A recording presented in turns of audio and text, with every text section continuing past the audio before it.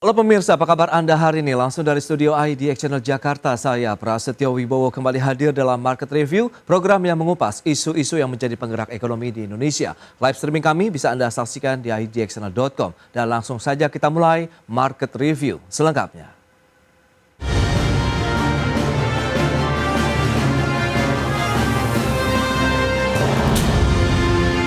Pemerintah memasang target pertumbuhan ekspor di sepanjang tahun 2025 naik 7,1% atau mencapai 4.851 triliun rupiah.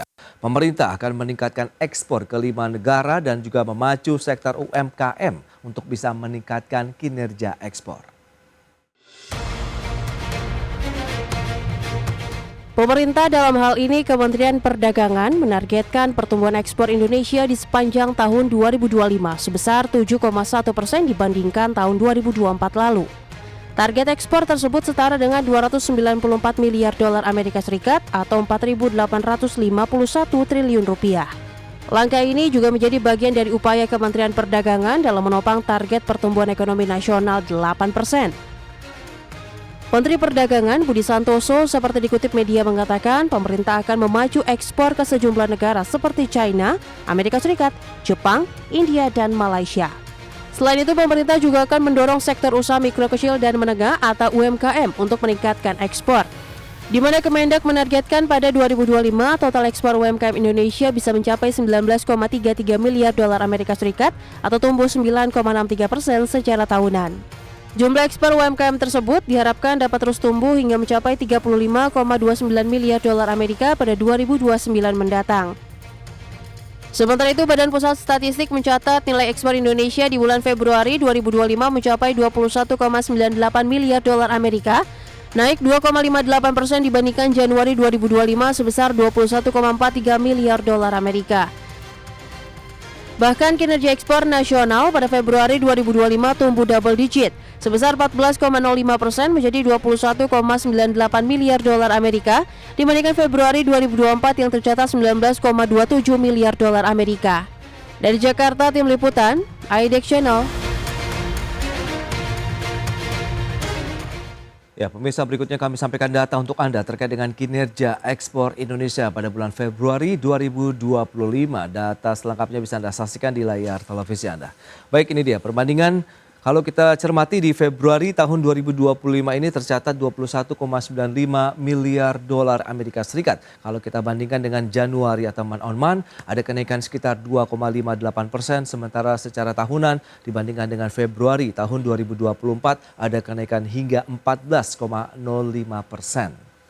Dan selanjutnya kita akan cermati kinerja surplus neraca perdagangan begitu yang terus terjadi dalam beberapa waktu terakhir ini. Baik dari Oktober 2024 surplus 2,48 miliar dolar, kemudian di November 2024 4,42 miliar, kemudian per Februari 2025 tercatat 3,12 miliar dolar Amerika Serikat.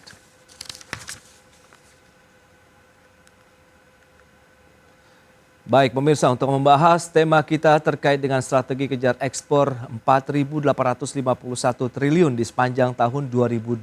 Kita sudah tersambung melalui Zoom bersama dengan Bapak Beni Sutrisno, Ketua Umum Gabungan Perusahaan Ekspor Indonesia. Halo Pak Beni, apa kabar? Baik, Alhamdulillah Mas. Baik, terima kasih juga Pak Beni atas waktu yang disempatkan. Kemudian ada Pak Agus Santoso, Senior Ekonomis dari Bank Mandiri. Halo Pak Agus, apa kabar? Halo, Alhamdulillah baik. Baik, terima kasih juga atas waktu yang disempatkan dan langsung saja kita akan review terlebih dahulu dari Pak Beni. Bagaimana Anda melihat kinerja ekspor Indonesia di sepanjang kuartal 1 lah paling tidak kalau bisa dikatakan di tahun 2025 ini Pak Beni? Kalau kuartal 1 Mbak pasti lebih baik dibandingkan kuartal 1 year on year ya. Oke. Karena memang situasinya kan Amerika sudah mulai konsumsinya mulai naik lah. Artinya mungkin interestnya udah mulai turun dikit-dikit ya, inflasinya juga mulai turun. Tapi kan sekarang Amerika sebentar lagi 2 April Trump akan memperlakukan tarif baru terhadap negara-negara yang selalu surplus terhadap Amerika. Nah, kita termasuk negara yang surplus nomor 14. Jadi mungkin sekarang Amerika akan mengenakan surplus yang terbesar misalnya Kanada atau Meksiko. Hmm, Ya, tentu Amerika Latin juga Brasil kena, Venezuela kena. oke. Kebetulan kita ada bisnis dengan Venezuela, Hmm, khususnya untuk kayu. Jadi kayu atau turunannya yaitu furniture, Indonesia akan mengalami kontraksi di tahun ini. Sebenarnya tahun yang lalu sih naik ya. Jadi mungkin tahun ini harus hati-hati itu. Tinggal sekarang pemerintah bisa apa untuk diplomasi dagangnya kepada Amerika. Kalau hmm, melihat Trump tidak sendiri, oke. Trump didampingi dengan Elon Musk yang sangat sedikit brutal gitu ya. Dia tidak udah nggak peduli dengan WTO. Baik, baik, Pak Beni, itu dia kondisi real yang tengah dihadapi oleh pelaku industri khususnya eksportir Indonesia. Nah, Pak Agus, dari kacamata Anda melihat bagaimana dengan kondisi saat ini perekonomian, kemudian dengan kinerja ekspor meskipun tadi sudah disampaikan secara year on year kalau per Februari ini naiknya double digit begitu. Ya, sejalan dengan apa yang tadi disampaikan Pak Beni, Hmm, juga view kami terhadap ekspor di kuartal 1 tahun ini memang masih bisa tumbuh positif ya, meskipun kalau kita lihat tantangan baik itu dari global maupun dari domestik juga masih cukup tinggi.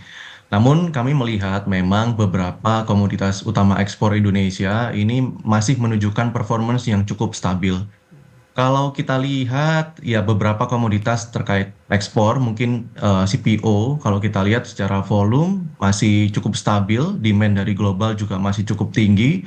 Kemudian kami juga melihat dari sisi permintaan di bulan Februari kemarin juga mengalami peningkatan ya. Kalau kita lihat di pola historicalnya ini memang ada pola seasonal sebelum menjelang hari raya atau mungkin di periode Lebaran Ramadan itu ada kenaikan yang cukup signifikan untuk permintaan ekspor CPO.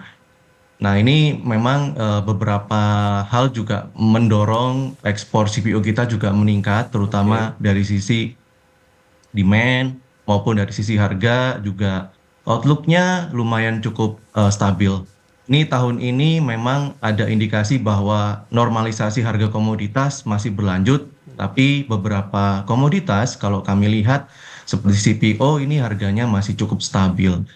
Kemudian kalau kami lihat di beberapa komoditas lainnya seperti batu bara, kemudian besi dan baja, ini juga masih menurut kami masih cukup stabil meskipun tendensinya sedikit menurun ya kalau kita bandingkan dengan periode-periode tahun sebelumnya. Ya. Namun kalau kita lihat dari sisi volume itu penjualan batu bara masih cukup tinggi. Ini memang kalau kita lihat memang dari sisi harga masih normalisasi ya. Jadi masih ada tendensi penurunan kalau kita lihat dari sisi harga. Secara volume keseluruhan masih cukup stabil di awal tahun ini. Baik, itu dia dari beberapa ekspor andalan Indonesia begitu ya. Nah, Pak Beni, BPS mencatat nilai ekspor di bulan Februari tadi kan 21,98 miliar dolar, naiknya 2,58% kalau kita bandingkan dengan Januari. Nah, ini masih dalam sesuai target lah paling tidak dari ekspornya sendiri atau bagaimana nih Pak Beni? Ya, target kita memang ada angka psikologis yang ingin kita breakthrough, Hmm, yaitu ekspor setahun harus melewati 300 billion US dollar. oke. Yang hampir sampai hari ini masih belum nyampe itu. Hmm, Hampir sampai sih. ya, Tapi ya. belum pernah nge-break 300 miliar dolar itu. Baik, termasuk juga dengan secara tahunan tadi 14% begitu Pak Beni? Iya, betul. Hmm, Kita maunya kan karena negara-negara tetangga kita kalau Vietnam udah lebih lah ya. ya, ya. Thailand, Malaysia udah nge-break termasuk Singapura udah ngelewatin 300 billion dolar. Kita Oke. dengan banyak komoditi dan seluas ini tanahnya, airnya, tapi masih belum juga. Hmm, oke, oke. Nah, terkait dengan kementerian ataupun pemerintah sendiri begitu yang memasang target pertumbuhan ekspor di tahun ini naiknya memang 7,1% begitu ya dengan nilai mencapai 294 miliar dolar atau sekitar 4.800-an triliun. Nah, menurut Anda target ini masih cukup realistis dengan beberapa tantangan yang tadi sudah Anda sampaikan Pak Beni? Masih, kami Hmm, juga GPI bantu Kementerian Perdagangan yaitu program UKM bisa ekspor. Itu oke, kita lakukan secara kontinu dan terstruktur di Jawa Timur, ya. baik itu edukasinya maupun kita memfasilitasi untuk mengkurasi barang dan matchmaking dengan pembeli. Baik. Nah, Pak Agus, faktor yang membuat eksportasi Indonesia tumbuhnya cukup positif begitu secara tahunan tadi 14%, 2,58% secara bulanan begitu. Anda melihat apa yang menjadi pemicu? Apakah lagi-lagi memang didorong dengan komoditas andalan ekspor kita yang juga masih memiliki pangsa pasar yang baik atau ada hal lain nih Pak Agus? Ya, kalau kita lihat dari sisi komoditasnya, memang di bulan Februari kemarin ini cukup mengejutkan ya bagi kami, Oke. karena memang dari mayoritas ekonom mungkin memperkirakan cara month on month Hmm, ekspor di bulan Februari kemarin agak sedikit turun nih, tapi oke. ternyata realisasinya jauh di atas perkiraan mayoritas ekonom. Nah, kalau kita lihat memang dari sisi komoditas itu komoditas seperti CPO, kemudian mungkin vehicles ya yang berkaitan dengan komponen kendaraan itu permintaannya masih cukup kuat. Nah, inilah yang menjadi faktor pendorong kenapa kemarin ekspor di bulan Februari itu tumbuh Oke. lumayan kencang. Kalau kita lihat memang tadi saya sampaikan bahwa memang CPO ini mengikuti pola seasonal. Jadi menjelang Ramadan, periode Lebaran itu permintaan dari beberapa mitra utama kita seperti dari India, kemudian Pakistan, Bangladesh itu mengalami peningkatan. Nah, kemudian selain itu kita juga lihat aktivitas PMI manufaktur kita yang juga masih cukup optimis ya. Saat ini juga masih di fase ekspansif di atas level 50 poin dan ini juga saya pikir turut mendukung aktivitas ekspor kita untuk tetap tumbuh positif. Baik, lantas bagaimana dengan target pemerintah naik 7,1%, target 4.800-an triliun begitu? Kita akan bahas nanti di segmen berikutnya Pak Agus dan Pak Beni. Kita akan jeda kembali sebentar. Pemirsa, tetaplah bersama kami.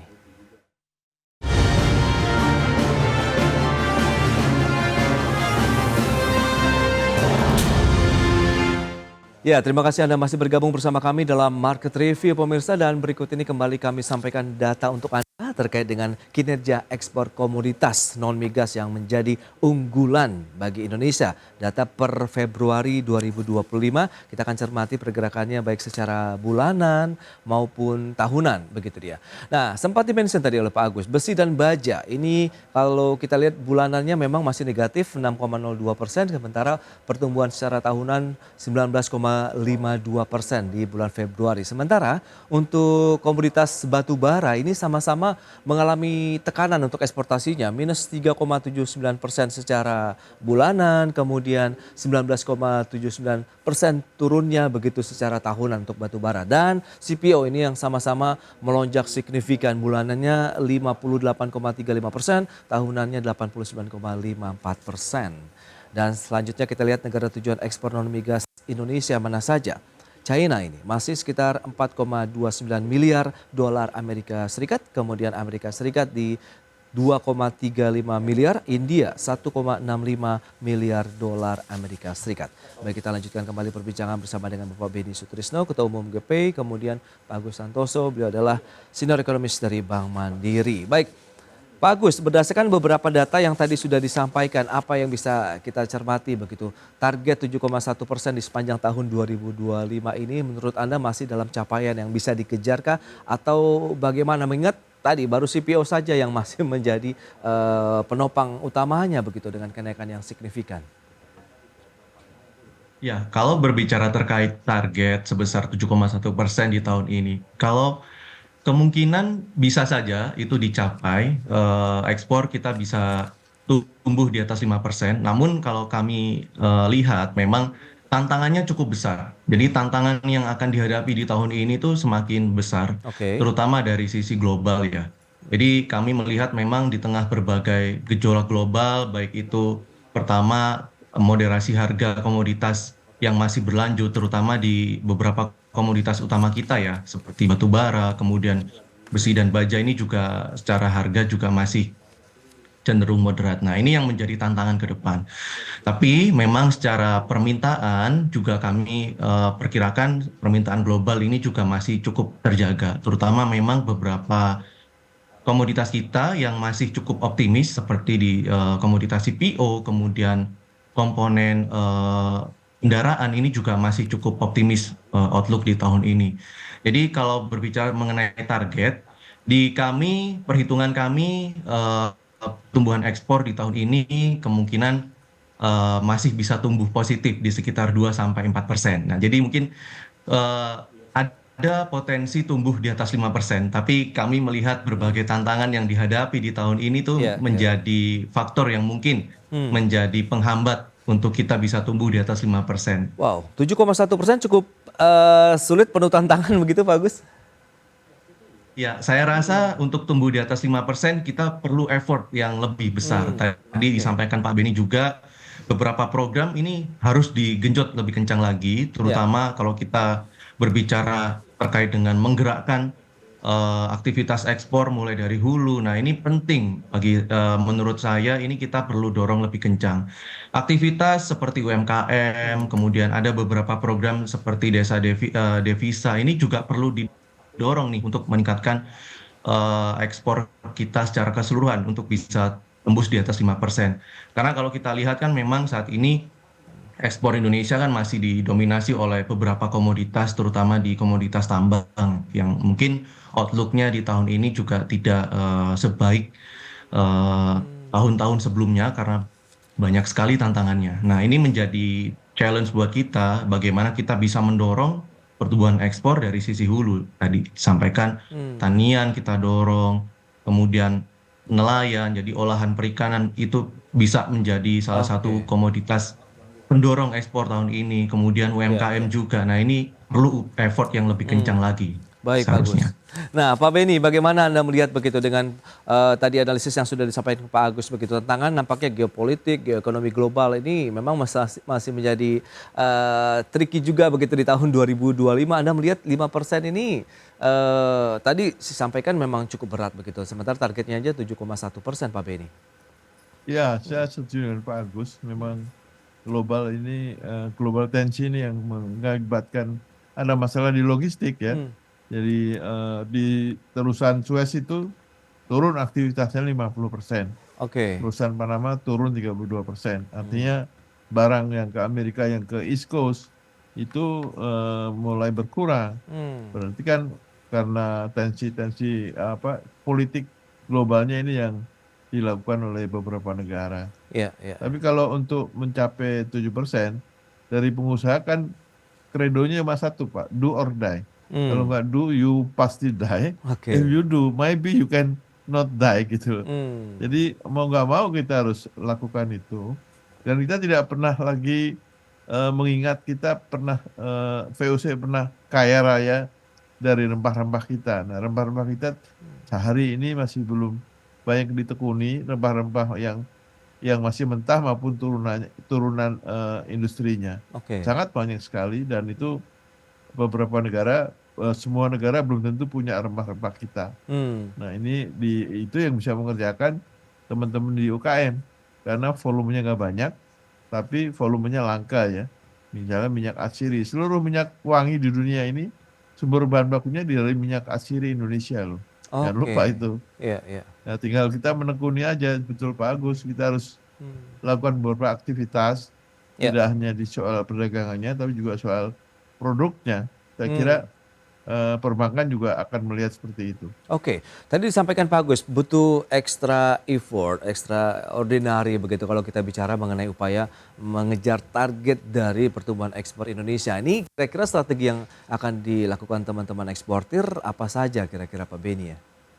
Ya, ada beberapa hal, kita misalnya Singapura ya. Singapura Hmm. itu kan infrastruktur atau ekosistem trade-nya udah hampir sempurna.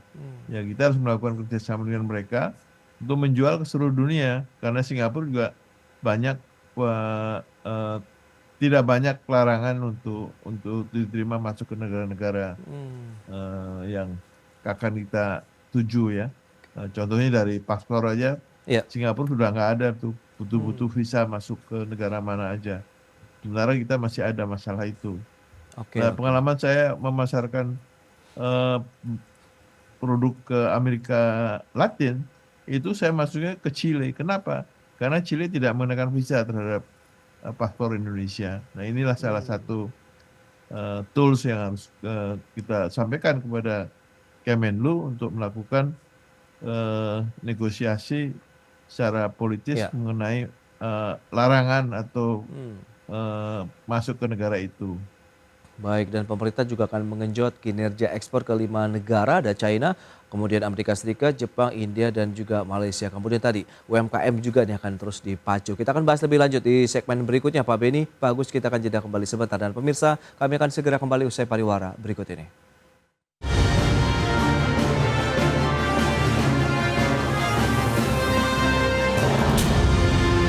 Ya, Anda masih menyaksikan Market Review dan kita akan lanjutkan kembali perbincangan bersama dengan Bapak Beni Sutrisno, kemudian Pak Agus Santoso. Baik, nah bicara mengenai upaya pemerintah mengenjot kinerja ekspor ke 5 negara, Pak Beni, Anda melihat ini potensinya masih cukup terbuka atau tidak? China, Amerika Serikat, Jepang, India, dan Malaysia ini, Pak Beni.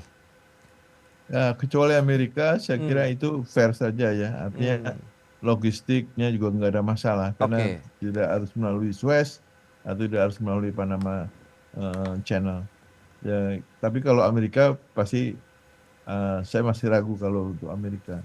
Kedua, kita sedang lakukan, pemerintah sedang lakukan negosiasi EU-SEPA. Ya, Oke. itu harusnya selesai tahun ini. Nah, kalau itu selesai, maka potensi ekspor kita ke Eropa akan naik. Ini yang saya harapkan khususnya untuk produk-produk yang padat karya ya, artinya sepatu, furniture, sama tekstil itu akan naik karena akan seperti Vietnam. Vietnam ke Eropa tarifnya 0, kita masih dikenakan tarif 6-7%. Nah ini dengan harapan saya EU-SEPA selesai, Ya, ya. maka itu potensi untuk naiknya di Eropa. Baik. Nah, Pak Agus, Anda melihat bagaimana lantas posisi dan peran pemerintah seperti yang disampaikan Pak Beni tadi dalam mungkin kerjasama bilateral ataupun ikut organisasi ekonomi dunia lainnya begitu sehingga bisa memberikan satu pintu masuk yang cukup nyaman begitu bagi eksportir Indonesia begitu untuk memasarkan produk-produk Indonesia ke luar negeri.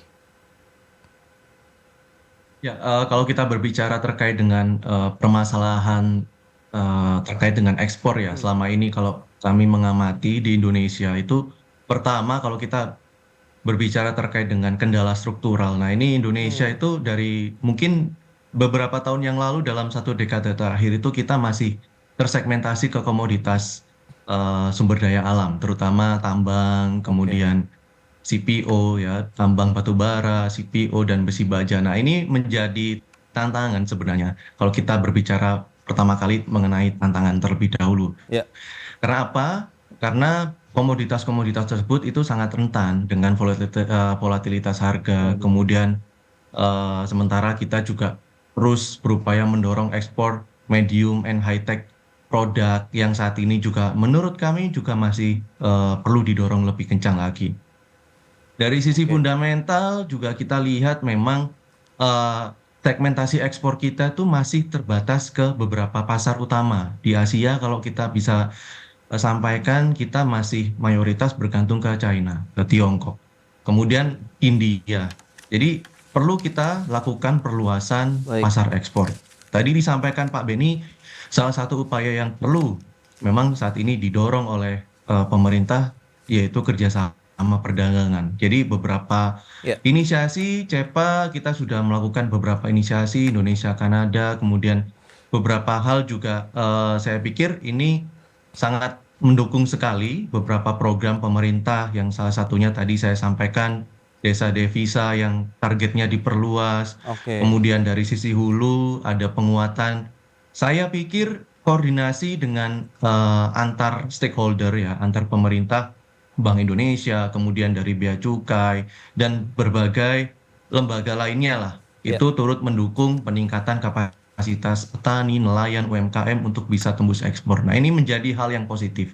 Ini perlu didorong semakin kencang lagi karena kita sekarang bukan lagi berbicara bagaimana kita bisa sustain ekspor batubara, tapi kita meng-create komoditas baru yang nanti bisa menjadi komoditas yang secara ekspornya itu menjadi sustain, tidak bergantung lagi hanya ke komoditas tambang batubara saja. Itu dia. Kemudian kalau dari beberapa hal terkait dengan regulasi, nah ini yang menjadi concern mungkin terkait dengan regulasi ini kami sangat mendukung sekali beberapa upaya yang sebenarnya sudah dilakukan oleh pemerintah Ya. belakangan ini terkait dengan regulasi yang akomodatif. Ini sudah tercipta ekosistemnya. Namun memang ada beberapa hal yang masih perlu perbaikan.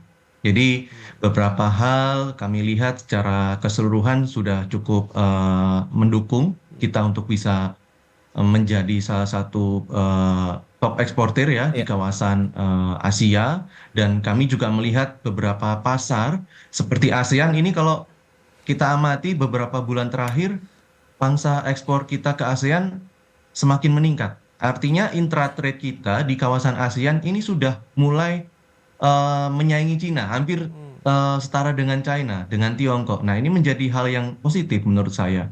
Baik. Karena kita melihat di tengah tantangan pelemahan permintaan domestik di Tiongkok, ekspor kita ke kawasan ASEAN justru meningkat. Nah, ini menjadi suatu peluang buat Ya. kita untuk kita bisa gencarkan lagi kerjasama perdagangan ke kawasan lain di Afrika, kemudian Oke. Eropa Timur, Ya, Timur ya. Tengah. Jadi kita bisa mengantisipasi berbagai gejolak yang terjadi di Oke. China, Baik. yang berpotensi menekan ekspor kita. Jadi kita Ya. bisa terus mendukung ekspor kita terus tumbuh positif. Baik, Pak Gus. Nah, Pak Beni, dengan informasi yang tadi sudah disampaikan begitu, nampaknya memang kita harus melakukan diversifikasi negara tujuan ekspor, produk-produk ekspor Indonesia begitu, yang tidak hanya bergantung mungkin kepada sektor komoditas. Lantas bagaimana dengan upaya juga memacu usaha mikro, kecil, dan menengah UMKM nih untuk bisa mendorong kinerja ekspor? Apakah bisa disinergikan begitu, Pak? Ya, memang gini, regulasi di kita memang salah satu penghambatnya. Artinya begitu banyak regulasi, baik regulasi pusat maupun dengan otonomi daerah, daerah juga punya regulasi. Jadi prinsipnya semua dilarang kecuali yang diizinkan. Oke. Jadi kalau nggak ada izin maka nggak akan jalan. Nah, saya kasih contoh sedikit ya. Misalnya TPT, tekstil. Di kita hampir semua orang bank Oke. atau BI mengatakan itu sunset industry. Kita bayangkan Vietnam sekarang ekspor TPT-nya 50 miliar US dollar. Artinya yang dulu tahun 2000 kita 9 miliar, dia masih 6 miliar. Kamboja waktu itu masih 3 miliar, sekarang udah 11 miliar. Nah, saya selalu mengatakan ada apa di kita gitu ya. Berarti ekosistem di dalam negerinya yang harus diperbaiki. Oke. Karena Vietnam tetap naik sampai 50 bilion US dollar. Hanya untuk TPT-nya saja, belum Ya. yang lain ya. Samsung sendiri aja perusahaan Samsung Baik. 40 bilion US dollar. Jadi ada something wrong di dalam ekosistem di dalam negeri kita. Nah, Baik, mari itu kita review, kita bongkar, kita jadikan itu Ya. sebagai enable untuk ekspor kita. Baik, berarti memang masih banyak PR yang harus dituntaskan juga untuk mengejar target pertumbuhan dari ekspor kita 7,1% atau sekitar 4.800-an triliun begitu tadi. Dan semoga ini bisa tercapai dengan kolaborasi yang kuat juga nih antara pemerintah, pelaku usaha juga. Baik, Pak Gus, Pak Beni, terima kasih banyak ini atas informasi update yang sudah disampaikan kepada pemirsa pada hari ini. Selamat melanjutkan aktivitas Anda kembali. Salam sehat, Pak. Sampai berjumpa kembali, Pak Beni, Pak Gus. Sama-sama. Ya. Terima kasih Mas Pras. Sama-sama. Terima kasih Pak Agus. Sampai jumpa. Terima kasih Ya. Pak Beni.